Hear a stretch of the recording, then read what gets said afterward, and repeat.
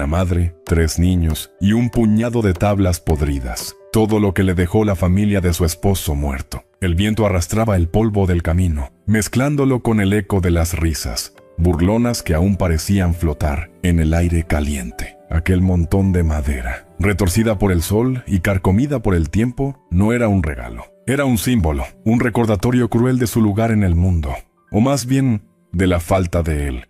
Para los ojos de los demás, era basura. Para los ojos de Valeria, en ese instante de desesperación silenciosa, era el reflejo de su vida, hecha a pedazos, inservible, abandonada a la intemperie. Pero lo que esa madera ocultaba cambiaría su destino para siempre. Porque a veces, los cimientos más firmes se construyen sobre lo que otros desprecian, y las semillas de un futuro inconcebible yacen escondidas en el corazón de la ruina. Ella aún no lo sabía, pero su historia no terminaba aquí. Apenas comenzaba un capítulo escrito con clavos, sudor y una determinación que nace cuando no queda nada más que perder. Ella se llamaba Valeria, arrodillada en el polvo, con el peso del mundo sobre sus hombros. Permitió por un solo momento que la realidad la aplastara. La textura áspera de la madera bajo sus palmas, las astillas que parecían dispuestas a clavarse en su piel como pequeños dardos de desdén. Sus 3 hijos la observaban en un silencio que gritaba, más fuerte que cualquier llanto. Eran 3 pares de ojos, tan grandes como su hambre y su confusión, clavados en ella esperando una respuesta, una solución. Un milagro. Lucía, a sus 5 años, apretaba contra el pecho una muñeca de trapo a la que le faltaba un ojo, como si ese juguete maltrecho fuera el último fragmento reconocible de su mundo anterior. Mateo, de 8, se erguía con una falsa firmeza, imitando la postura de los hombres que había visto, pero el temblor de su labio inferior delataba al niño aterrado que había dentro. Celeste, la más pequeña, simplemente se chupaba el dedo, arrullada por su osito de peluche, ajena a la magnitud del abismo que se abría a sus pies. La camioneta de sus cuñados se perdía en el horizonte entre risas, burlonas que el viento aún parecía traer de vuelta. Cada nota de aquella risa era un alfilerazo en el ya magullado corazón de Valeria. Le habían entregado su herencia, la parte que, según ellos, le correspondía por haber amado y cuidado a Alejandro hasta su último suspiro. Un montón de leña inservible y herramientas oxidadas. Objetos desechados que ni siquiera merecían un lugar en el cobertizo.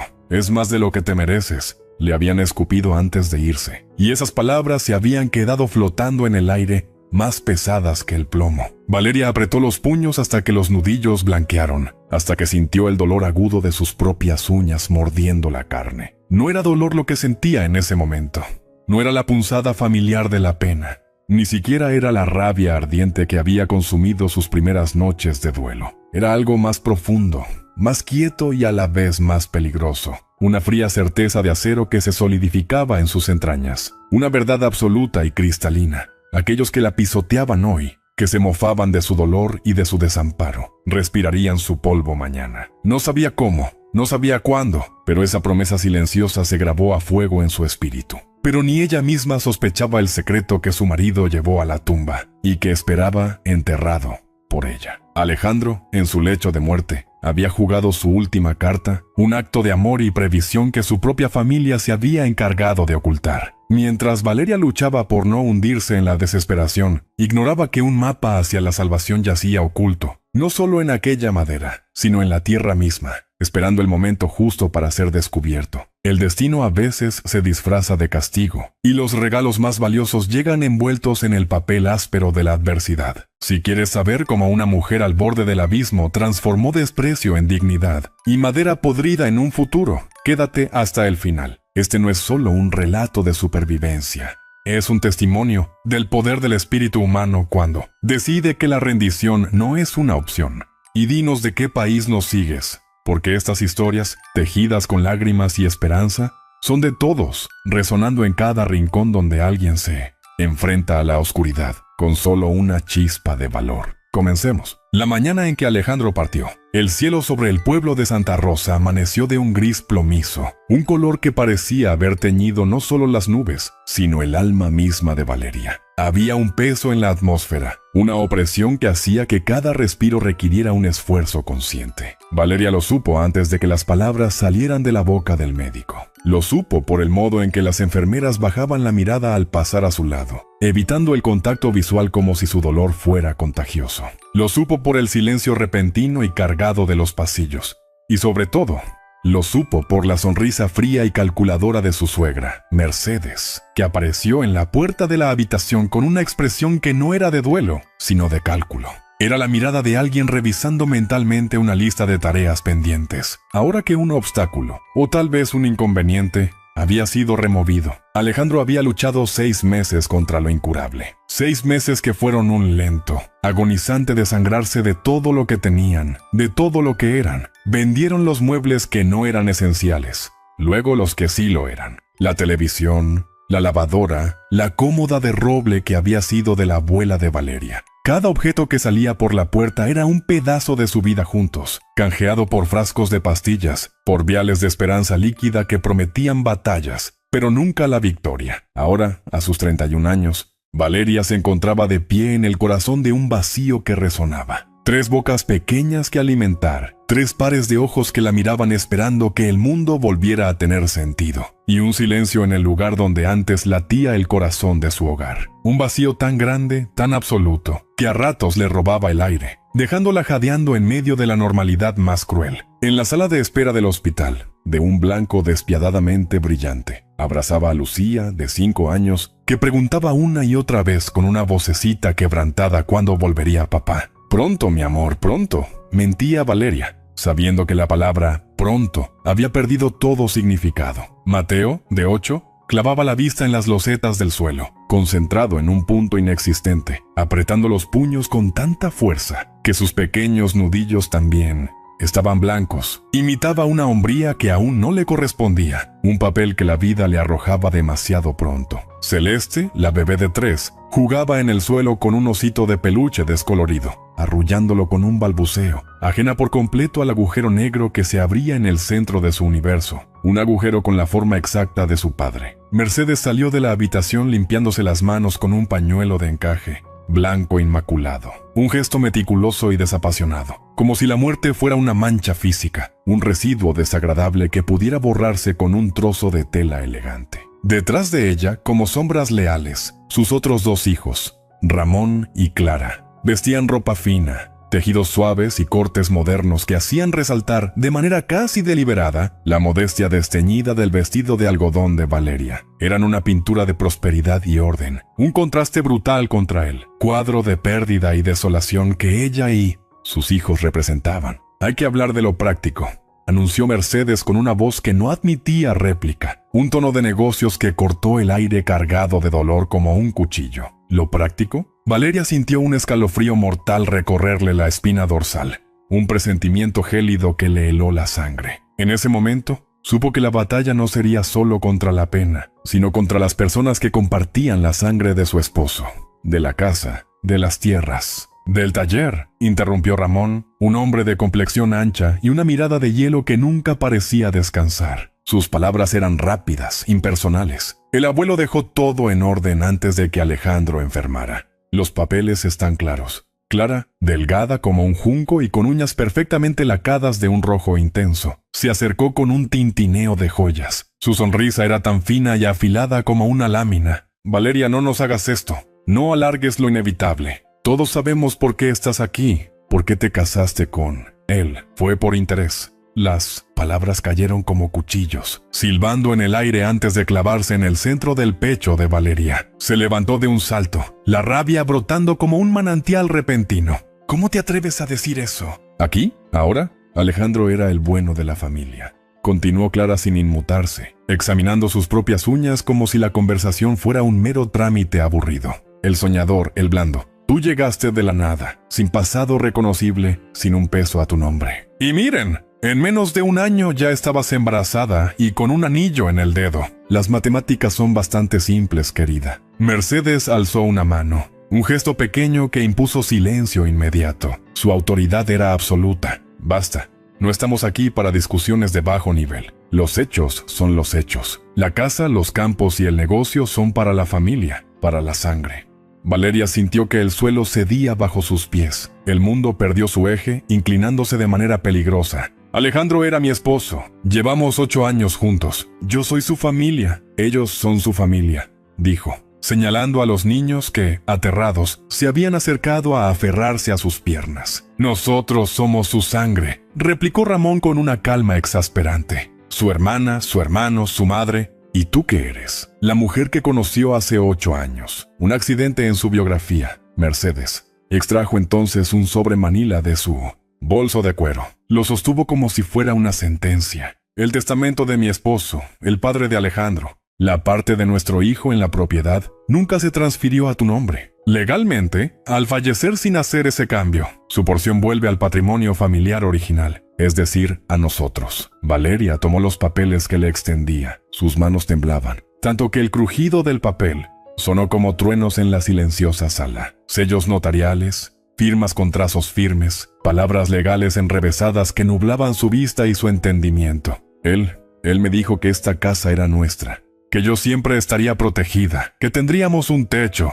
Pues te engañó, dijo Ramón encogiéndose de hombros, un gesto de indiferencia monumental. ¿O escuchaste lo que querías oír? Los hombres dicen muchas cosas cuando están enamorados. Los papeles dicen la verdad. No somos monstruos, añadió Clara con una dulzura tan falsa que resultaba nauseabunda. Cruzó los brazos sobre su pecho. Entendemos que tienes niños, que estás en una situación complicada. Por eso, en un gesto de buena voluntad, te damos algo. Mercedes asintió, ajustándose el chal sobre los hombros. En el patio trasero del taller hay madera vieja, tablas sobrantes de proyectos antiguos que ya no sirven para el trabajo fino, y algunas herramientas viejas, las que están de más. Es tuyo. Puedes llevártelo. Al menos tendrás con qué hacer una fogata para calentarte.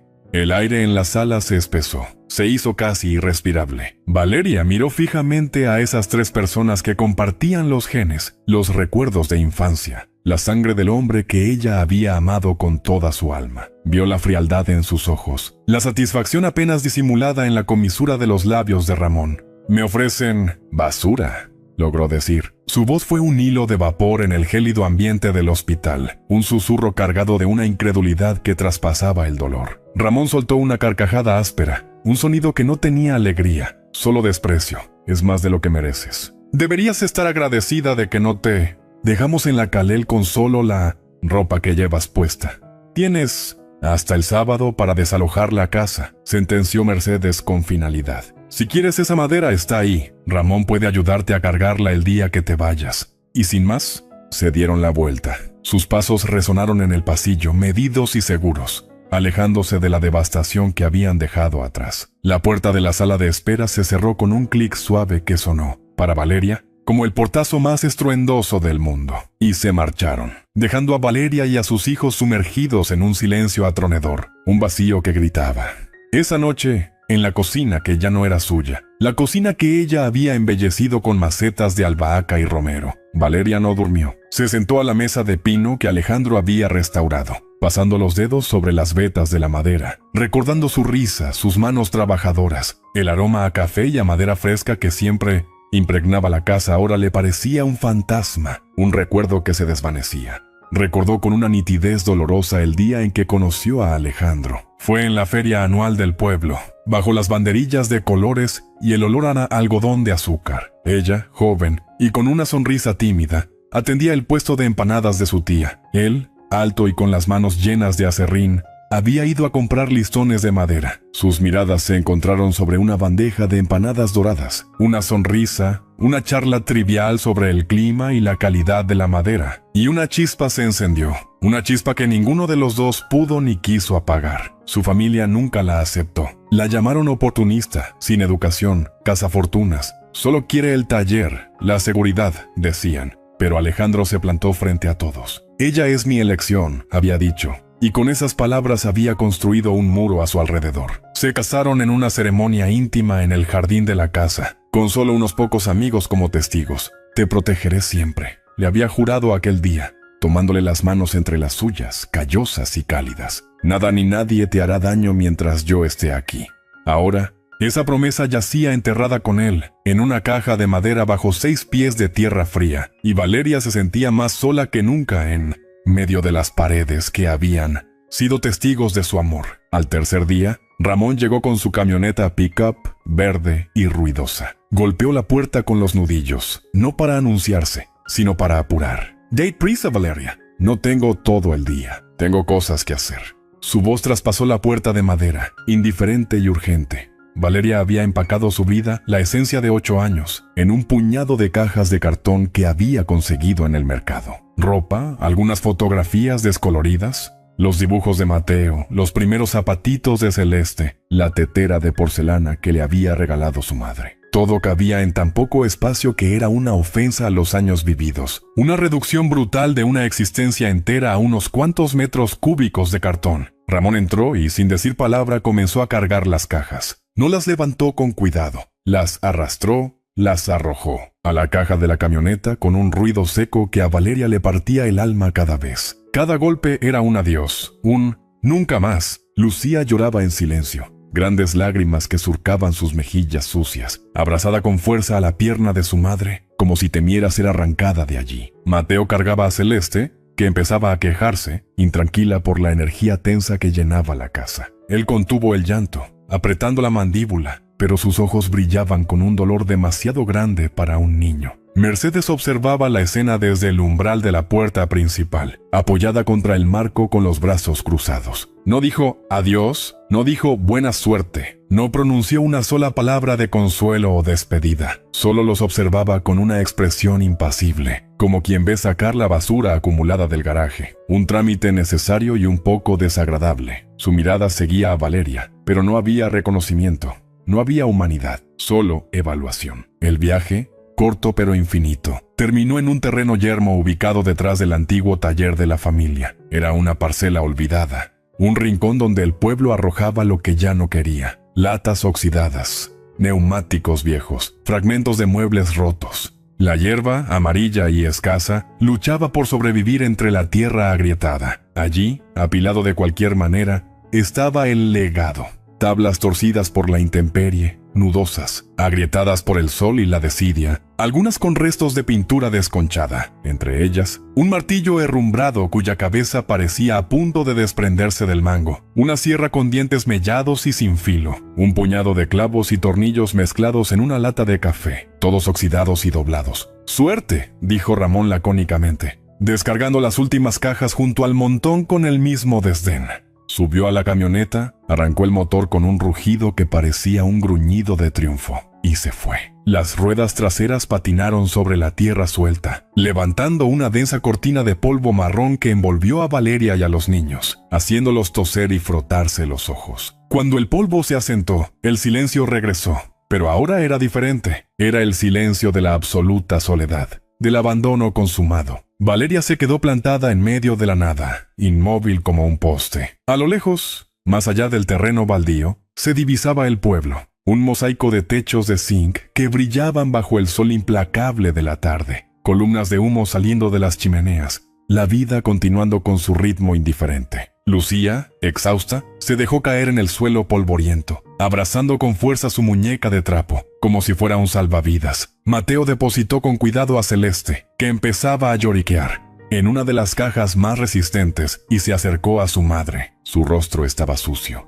sus ojos enrojecidos, pero había una seriedad antinatural en ellos. «Mamá», dijo, y su voz, aún infantil, sonó extrañamente madura en la inmensidad vacía. «¿Dónde vamos a dormir esta noche?» Esa pregunta, simple y devastadora, atravesó la armadura de shock que Valeria había mantenido. Miró a su hijo, a ese pequeño hombre al que la vida estaba forzando a crecer de golpe, a cargar un peso que no le correspondía, y algo en su interior, algo profundo y esencial, se resquebrajó con un crujido casi audible, pero no podía romperse. No ahora, no frente a ellos. Tragó el nudo de lágrimas y desesperación que subía por su garganta y, con un esfuerzo sobrehumano, logró que sus labios esbozaran algo parecido a una sonrisa tranquilizadora. «Aquí», dijo, y su propia voz la sorprendió por su firmeza. Sonaba segura, decidida, una voz que ni ella misma reconocía como propia. «Aquí todavía no hay casa, pero la habrá.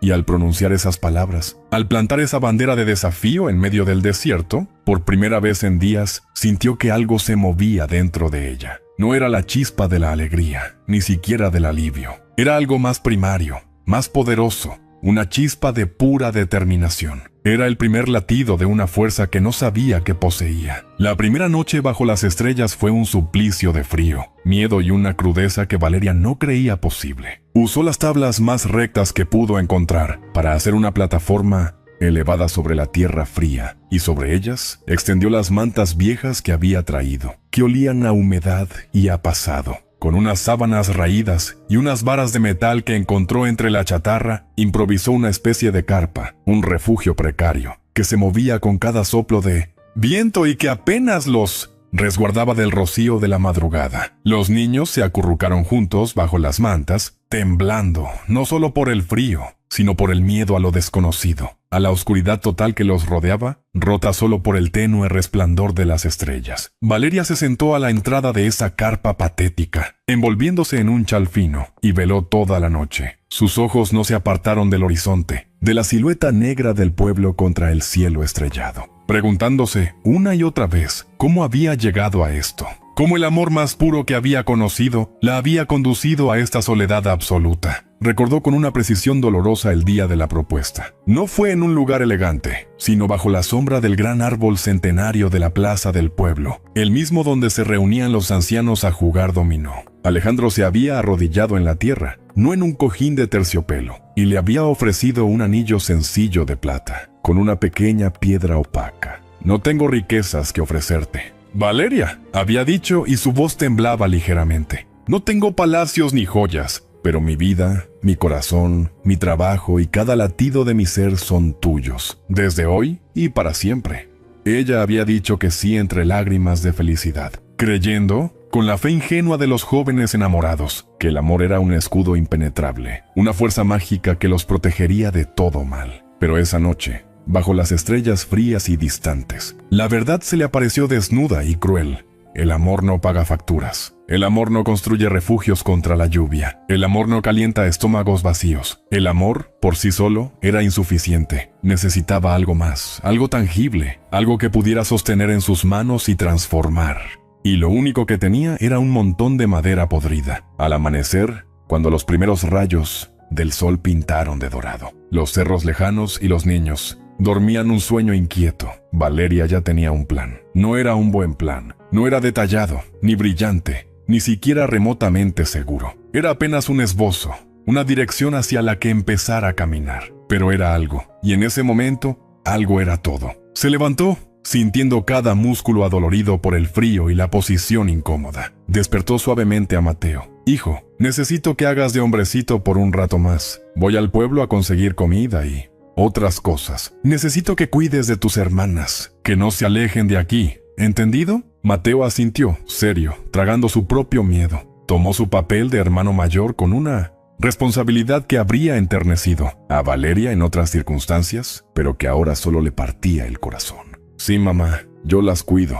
Caminó los 3 kilómetros que separaban el terreno del centro del pueblo bajo un sol que ya empezaba a calentar. Llevaba en un bolsillo oculto, cosido dentro de su falda, el último dinero del mundo. Un puñado de billetes arrugados y sudados que sumaban 200 unidades. Era todo lo que quedaba de la venta de la plancha y de la radio. Cada paso era una incertidumbre, cada latido un recordatorio de la precariedad de su situación. Finalmente, empujó la puerta de madera de la tienda de abarrotes del viejo Samuel, haciendo sonar una campanilla desgastada. El local olía a café recién molido, a especias y a madera antigua. Samuel, un hombre de pelo blanco como la nieve y rostro surcado por 1000 arrugas, levantó la vista de su periódico. Sus ojos, aún vivos y astutos, se posaron en ella. «Valeria», dijo, y su tono era amable pero no lastimero. Había oído las noticias, claro. En un pueblo como Santa Rosa, todo se sabía. «Samuel», respondió ella,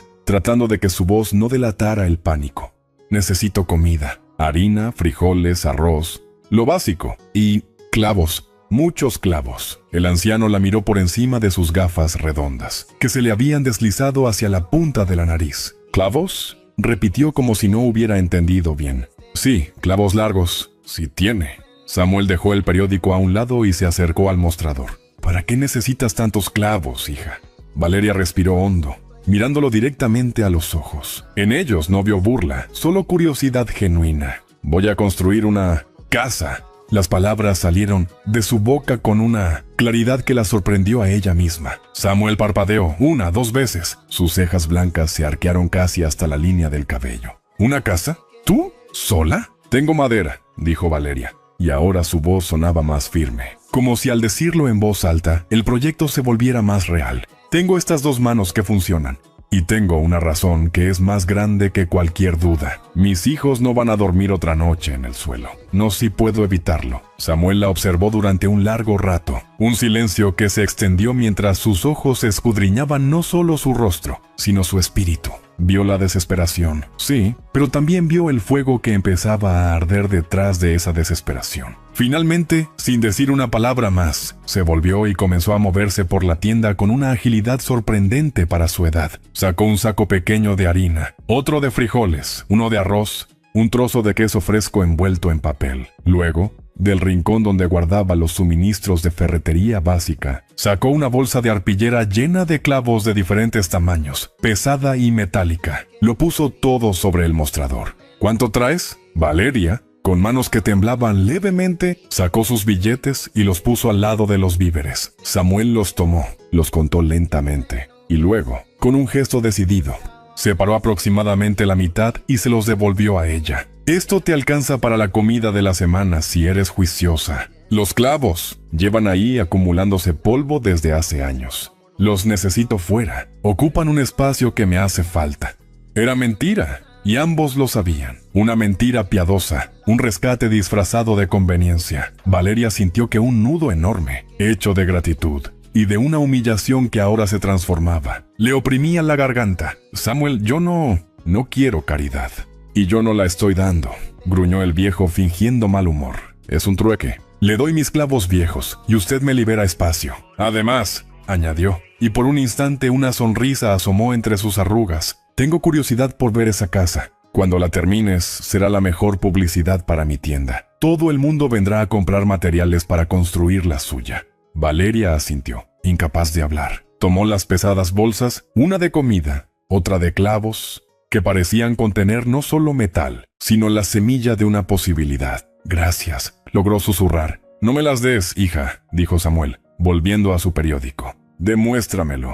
El regreso fue más lento, cargada con los víveres, pero su paso era más ligero. Una chispa de esperanza, diminuta pero real, se había encendido en su pecho. Al llegar al borde del terreno, se detuvo, y la escena que vio le detuvo el corazón y le llenó los ojos de lágrimas instantáneas. Mateo, con la seriedad de un capataz, había organizado las tablas caóticas. Las había separado por tamaño, apilando las más rectas a un lado, las más torcidas a otro. Con una escoba improvisada hecha de ramas atadas, había barrido un área considerable, alejando piedras y escombros, creando un espacio limpio y definido en medio del caos. Lucía, imitando a su hermano, había juntado piedras más o menos del mismo tamaño y las había dispuesto en un círculo perfecto, creando el contorno de lo que sería una fogata. Incluso Celeste, la más pequeña, había hecho su aporte. Sentada en el suelo, había amontonado un pequeño tesoro de palitos y ramitas secas, como ofrenda para el fuego futuro. Estaban trabajando, en silencio, sin que nadie se lo pidiera. Estaban construyendo, ordenando, haciendo suyo aquel pedazo de tierra desolada. Valeria dejó las bolsas en el suelo y caminó hacia ellos. Los abrazó a los 3 a la vez, en un gesto que contenía todo el amor, el dolor y el orgullo que cabían en un solo corazón humano. Mateo al principio se puso rígido, tratando de mantener su fachada de hombrecito, pero al cabo de un segundo se derrumbó contra ella, enterrando la cara en su hombro y dejando escapar un sollozo ahogado. Lucía lloró abiertamente, y Celeste, al ver llorar a los demás, también rompió en llanto, aunque sin entender muy bien por qué. «Vamos a estar bien», susurró Valeria en el cabello de sus hijos, repitiendo la promesa como un mantra. «No sé cómo todavía, pero lo estaremos, juntos». La desesperación, esa vieja conocida, comenzó a rondarla de nuevo, susurrándole al oído que todo era inútil, que estaba condenada al fracaso.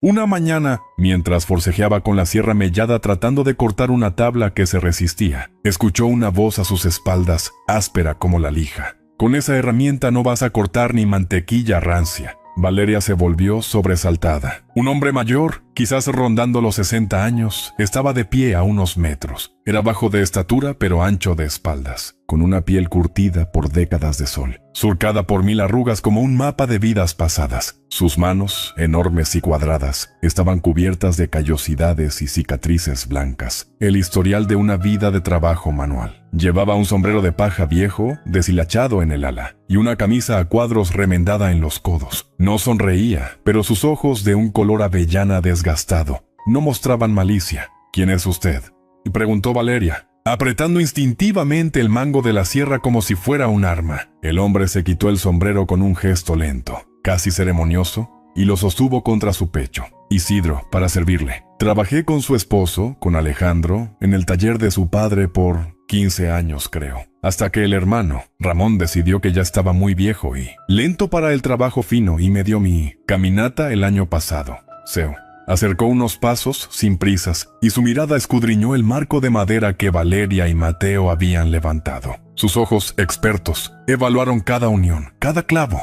«Me enteré en el pueblo de lo que pasó, de lo que le hicieron. Es una vergüenza, una mancha en la memoria de un buen hombre como era Alejandro». Valeria sintió una oleada de emociones, contradictorias. Alivio por encontrar a alguien que había conocido a su esposo, rabia por el trato que habían recibido ambos, y una punzada de orgullo herido. «No vine aquí buscando lástima, don Isidro, y yo no vine a ofrecerla», respondió él con una calma inquebrantable. «Vine porque me dijeron lo que estaba intentando hacer, y porque hace mucho tiempo yo también construí mi primera casa. También fue con madera de descarte y herramientas prestadas. También la gente se rió de mí, pero esa casa…» Hizo una pausa, y por un instante una sombra de orgullo cruzó su rostro. Esa casa le hizo frente al tiempo por 30 años, y crió a 3 hijos. Se acercó al marco y, sin aviso, empujó ligeramente uno de los postes con la palma de su mano. La estructura entera se balanceó de manera alarmante, crujiendo como si fuera a desmoronarse. Valeria sintió que algo se rompía dentro de ella. Ese marco representaba días de esfuerzo agónico,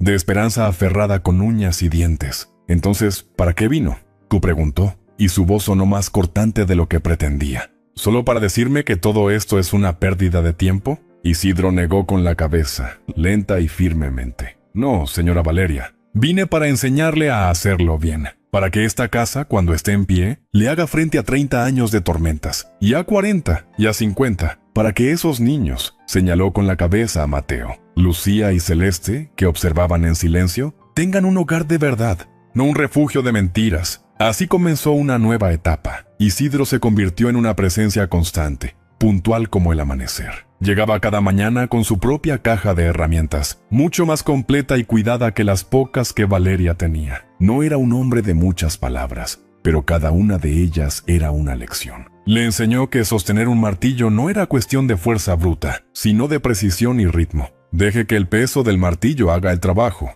Usted solo lo guía». Le mostró el arte de medir 2 veces y cortar una sola. «La madera perdona malos clavos, pero nunca un mal corte». Le explicó cómo leer la veta de la madera, para saber dónde estaba su fortaleza y dónde su punto débil. Construir no es solo unir tablas, señora Valeria. Es entender el alma de la madera, es hacer que cada pieza soporte no solo su peso, sino el peso de las otras, y el del techo, y el del viento. Mateo se convertía en su sombra, absorbiendo cada palabra, cada gesto, con una avidez que conmovía a Valeria y orgullocaba a Isidro. El viejo comenzó a darle tareas pequeñas pero importantes. Medir, marcar con lápiz, sostener nivel. El niño las ejecutaba con una concentración solemne, y un destello de satisfacción iluminaba su rostro cuando Isidro asentía con aprobación. Lucía, por su parte, asumió el rol de cuidar a Celeste, inventando juegos y canciones para mantener a la pequeña entretenida y alejada del peligro de las herramientas. Poco a poco, milagrosamente, el marco tambaleante se transformó. Se fortaleció con refuerzos diagonales que Isidro llamó cruces de San Andrés. Luego se levantaron las paredes, tablón por tablón, aseguradas con clavos que ahora entraban rectos y firmes. Comenzó a tomar forma, a parecerse a algo, pero justo cuando la esperanza crecía, la realidad económica golpeó con su puño de hierro. Una noche, sentada junto a una pequeña fogata que habían logrado encender con astillas, Valeria vació el contenido de su bolsillo secreto. Solo quedaban unas pocas monedas. Ni siquiera alcanzaban para una bolsa de frijoles. Isidro, que se había quedado a compartir un mate, la vio contar y suspiró. Un sonido profundo que salía de sus pulmones cansados. Necesita ingresos, Valeria. Dinero constante. ¿Y cuándo?, la preguntó ella abatida. Paso todo el día construyendo. Entonces construya más rápido. O trabaje de noche. Pero sin dinero. Esta casa nunca tendrá techo, ni puerta, ni piso. Y ustedes no tendrán qué comer. Sus palabras eran duras, sin adornos, pero no eran crueles. Eran la verdad desnuda. Y Valeria supo que tenía razón. Al día siguiente, con el corazón en un puño, puso en marcha el plan B. Dejó a Mateo a cargo una vez más, con instrucciones estrictas, y cargó con una olla enorme y un anafe prestado por Samuel hasta la plaza del mercado, que los sábados se convertía en el corazón palpitante del pueblo. Usando el último de su dinero, había comprado ingredientes y había pasado la noche anterior preparando 50 empanadas, usando la receta de su madre, la misma que había atraído a Alejandro años atrás. La masa, esponjosa y dorada. El relleno, un guiso de carne sazonado con comino y pimentón, el secreto familiar. Extendió una manta limpia en el suelo. Colocó la olla humeante y, con una voz que al principio salió como un susurro, comenzó a anunciar: «¡Empanadas calientes! ¡De carne jugosa, de queso derretido!». Las horas pasaron con una lentitud desesperante. La gente fluía a su alrededor, miraba con curiosidad, a veces con lástima, y seguía su camino. Vendió 5, solo 5. El pánico, frío y espeso, empezó a trepar por su espina dorsal. Había apostado todo lo que le quedaba, y estaba perdiendo. Fue entonces cuando la vio. Clara, su cuñada, paseando con 2 amigas, todas con vestidos ligeros y bolsas de compras de tiendas caras. Valeria bajó instantáneamente la cabeza, deseando volverse invisible, pero el destino no tenía esa intención. «¡Valeria!», exclamó Clara con una voz dulce como la miel envenenada. Se acercó, seguida por sus amigas, que la miraban con una curiosidad mezclada con desdén. «¿Qué haces aquí, en el suelo? Vendiendo empanadas». Su risa, aguda y burlona, cortó el aire como un cristal. Una de sus amigas, una mujer con gafas de sol enormes, arrugó la nariz. «¿Están buenas, al menos? Huelen ordinario». Valeria sintió que la humillación le quemaba las mejillas, un fuego que subía desde el pecho, pero algo se endureció dentro de ella. Levantó la barbilla, mirando directamente a Clara. «Son las mejores empanadas del mercado, receta de mi madre. Pruébelas y juzgue». Clara intercambió una mirada con sus amigas, una sonrisa burlona en sus labios. Sacó unos billetes de su cartera. «Bueno, dame 2, a ver si es cierto que tienes algún talento útil». Pagó, tomó las empanadas y se alejó sin esperar el cambio, su risa flotando en el aire como un mal olor. Valeria las vio irse, apretando los dientes con tanta fuerza que le dolió la mandíbula. La rabia y la vergüenza eran un cóctel venenoso. Pero entonces algo mágico sucedió. Una señora mayor, con el cabello recogido en un moño gris y un rostro amable, que había estado observando la escena desde un puesto cercano, se acercó. «Joven, deme 6 de esas empanadas. Me encanta apoyar el trabajo honesto». Valeria, atónita, las sirvió. Luego, un hombre que vendía verduras en el puesto de al lado se acercó. «A mí 4. El aroma me tiene loco desde hace rato». Luego, una familia completa, atraída por el pequeño revuelo, compró 10. Como por arte de magia, una fila pequeña comenzó a formarse. Para el mediodía, la olla estaba vacía. Valeria tenía en sus manos no solo el dinero de la venta, sino billetes extra que algunas personas le daban para la casa, para los niños. No era una fortuna, pero era suficiente para respirar, para comprar más ingredientes, más clavos para continuar. Esa noche, al regresar al terreno, encontró que Isidro, leal como un perro guardián, había seguido trabajando en su ausencia. Había instalado las vigas maestras para el techo.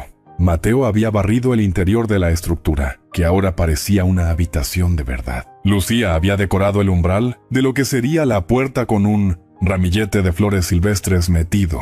En una lata vieja, Valeria dejó las bolsas de provisiones y se detuvo a mirar. Las paredes aún tenían huecos. El techo era solo un esqueleto de madera contra el cielo morado del atardecer. El piso seguía siendo tierra apisonada. Pero por primera vez desde que Alejandro había cerrado los ojos, una palabra dulce y poderosa se formó en su mente y le llenó el pecho de una calidez nueva. «Esperanza. Esto se puede hacer», dijo en voz alta. más para sí misma que para los demás. Isidro, limpiándose el sudor de la frente con un pañuelo, asintió. Claro que se puede. Lo único que hace falta es no dejar de caminar, aunque el camino sea cuesta arriba y lleno de piedras. Así, los sábados se convirtieron en un ritual sagrado, un pilar alrededor del cual giraba su supervivencia. Las ventas de empanadas no solo proporcionaban dinero, sino que tejían una red invisible de apoyo. La gente del pueblo comenzó a conocer su historia, no a través del chisme malintencionado de Clara, sino a través de sus propias acciones. La viuda que está construyendo su casa con sus manos se convirtió en un símbolo de tenacidad. Samuel le dio crédito abierto en la tienda. «Págame cuando puedas», decía, evitando su mirada. «Total, sé dónde vives». «Bueno, ¿dónde estás construyendo? ¿Dónde vas a vivir?» Otros vecinos le regalaron o vendieron a precio simbólico ventanas viejas, láminas de zinc para el techo, un saco de cemento. Cada donación era un ladrillo más en el muro de su nueva vida. Pero la sombra de la familia de Alejandro aún era larga. Un día, cuando la casa ya tenía forma reconocible, Ramón apareció de nuevo. Su camioneta se detuvo con un chirrido de frenos junto al terreno. Bajó, mirando la estructura con una mezcla de incredulidad y desprecio. Vaya, dijo, acercándose con las manos en los bolsillos. Así que es cierto, el espectáculo de la luchadora sigue en pie. Todo el pueblo no hace más que hablar de la valiente Valeria. Me dan ganas de vomitar. Valeria, que estaba mezclando cemento para el piso, no levantó la vista. ¿Qué quieres, Ramón? Solo ver el circo. ¿Crees que esto te gana respeto? Lo único que ganas es lástima. Mis sobrinos deberían estar en la escuela, no aquí jugando a ser albañiles. Esta vez fue Mateo quien respondió. Salió de la casa y se plantó frente a su tío, pequeño pero firme. No le hables así a mi mamá. Ramón lo miró de arriba abajo, una sonrisa desagradable en su rostro. Ah, el hombrecito de la casa. ¿Tu padre te enseñó a ser tan irrespetuoso con tu familia? Mi papá me enseñó a defender lo que es justo, replicó Mateo sin pestañear. Y Valeria sintió un estallido de orgullo tan intenso que le dolió el pecho. «Y usted no es justo». Ramón enrojeció, la rabia conteniéndose a duras penas. «Eres igual que ella, terco, orgulloso, estúpido». Valeria se interpuso entonces poniéndose entre su hijo y su cuñado. «Vete, Ramón, ya no tienes nada que hacer aquí». Ramón escupió al suelo, cerca de los pies de Valeria. «Esto no durará. Espera las primeras lluvias fuertes. Esta casita de cartón se vendrá abajo, y cuando eso pase, no vengas llorando a nosotros». Se marchó, dejando otra nube de polvo y una amenaza flotando en el aire. La amenaza se materializó unas semanas después. Las lluvias de invierno llegaron a Santa Rosa con una ferocidad legendaria. La primera tormenta cayó una noche de martes. No fue una lluvia, fue un diluvio bíblico. El agua caía en cortinas densas, golpeando el techo de zinc recién instalado con un estruendo ensordecedor. El viento aullaba, sacudiendo las paredes de madera que crujían y gemían como seres vivos. Valeria y los niños estaban dentro, en la habitación principal, que ahora tenía un piso de cemento liso y 2 camas rudimentarias. A la luz parpadeante de las velas, el miedo era una presencia tangible. Mateo observaba el techo con ojos desmesurados. «Se va a caer, mamá». «Lo sé». «No, mi amor, no se caerá», dijo Valeria abrazándolo. Pero por dentro rezaba como no lo había hecho desde la muerte de Alejandro. El agua encontró rápidamente puntos débiles, filtrándose por las esquinas del techo donde el sellado no había sido perfecto. Pusieron cubos y ollas para recoger las gotas. El sonido del agua cayendo en los recipientes de metal se mezclaba con los truenos. Lucía lloraba, asustada por el estruendo. Celeste se aferraba a Valeria, temblando. La tormenta duró horas, una eternidad de tensión y terror. Valeria no durmió, sentada en el centro de la habitación con sus hijos, esperando el colapso, el sonido de la madera quebrándose, el fracaso final. Pero el colapso no llegó. Al amanecer, la lluvia cesó. Valeria, con las piernas temblorosas, abrió la puerta. El mundo exterior era un caos de charcos y barro. Pero la casa seguía en pie, firme. Isidro llegó corriendo poco después, empapado y preocupado. Al verla a ella y a los niños sanos y salvos, y la estructura intacta, su rostro se iluminó con una sonrisa rara y amplia. «Lo sabía», dijo, y Valeria vio lágrimas mezclándose con la lluvia en sus mejanas curtidas. «Lo sabía que aguantaría». Fue una victoria monumental, no solo contra los elementos, sino contra las palabras envenenadas de Ramón. La casa había pasado la prueba. Ellos habían pasado la prueba. La vida, lentamente, comenzó a encontrar un nuevo ritmo. Valeria siguió vendiendo empanadas y ahora también comenzó a vender parte de la cosecha de un pequeño huerto que había empezado a cultivar. Junto a la casa, la solidaridad del pueblo se transformó en respeto genuino. La gente ya no la miraba con lástima, sino con admiración. Un sábado en el mercado, tuvo un encuentro breve pero electrizante con Mercedes. Su suegra se acercó sola, vestida siempre de negro. Me dijeron que la casa aguantó la tormenta, dijo sin preámbulos. Sí, respondió Valeria cautelosa. Mercedes la miró, y por primera vez, Valeria creyó ver algo parecido al remordimiento, o al menos al reconocimiento, en sus ojos. Alejandro estaría orgulloso de ti. Esas palabras, saliendo de esa boca, fueron un impacto tan fuerte que le quitó el aire. Mercedes compró unas empanadas y, al irse, murmuró algo que Valeria apenas captó. Lamento lo que pasó. No era una disculpa completa, pero era un comienzo, un agrietamiento en el muro de hielo. Los meses pasaron. La casa se completó, se pintó, se le puso una puerta sólida con cerradura. Isidro ayudó a instalar un pequeño tanque de agua en el techo. La normalidad, esa bendición que antes daba por sentada, se convirtió en un lujo conquistado a diario, hasta que, casi un año después del comienzo de todo, llegó una visita inesperada que cambiaría todo de nuevo. Un hombre joven, con traje y portafolio, se presentó como notario. Traía noticias de Alejandro, papeles que demostraban que, 3 semanas antes de morir, su esposo había transferido, legalmente a su nombre, un terreno de 5 hectáreas en las afueras, con frutales y un pozo. Una herencia real que la familia de él había ocultado. Y una carta de puño y letra de Alejandro, donde le pedía perdón, le declaraba su amor eterno y le revelaba un último secreto. Bajo un árbol de aguacate marcado con una cruz, había enterrado los ahorros de su vida, un colchón para que ella y los niños pudieran empezar de cero. La mezcla de emociones fue violenta, la rabia por el engaño de la familia, la incredulidad, la abrumadora ola de amor al leer las palabras de Alejandro, y luego la determinación renovada. Con Isidro fue al terreno, encontró el árbol, desenterró la caja. El dinero era una cantidad que nunca había visto. No era para hacerse rica, era para ser libre. Con esos recursos, Valeria no solo terminó su casa, sino que puso a producir las huertas. Contrató ayuda, expandió su negocio de comidas, pero más importante, tuvo la fuerza para enfrentar a la familia de Alejandro. No con rencor, sino con la autoridad que da la independencia. Les dejó claro que los niños eran su familia, y que si querían ser parte de sus vidas, sería bajo sus términos, con respeto y amor genuino. No fue un perdón instantáneo, fue una tregua difícil, un puente que comenzaron a construir, ladrillo a ladrillo, como se había construido la casa. La historia de Valeria se esparció por el pueblo y más allá. Se convirtió en un símbolo, no solo para otras mujeres en situaciones difíciles, sino para cualquiera que hubiera enfrentado la adversidad. Aprendió que la fuerza no es la ausencia de miedo, sino la decisión de avanzar a pesar de él, que de los escombros del ayer se pueden construir los cimientos del mañana, y que a veces el amor más verdadero no te protege de la caída, pero te da las herramientas para levantarte, y te deja un mapa para encontrar tu camino a casa, incluso cuando esa casa tienes que construirla tú misma.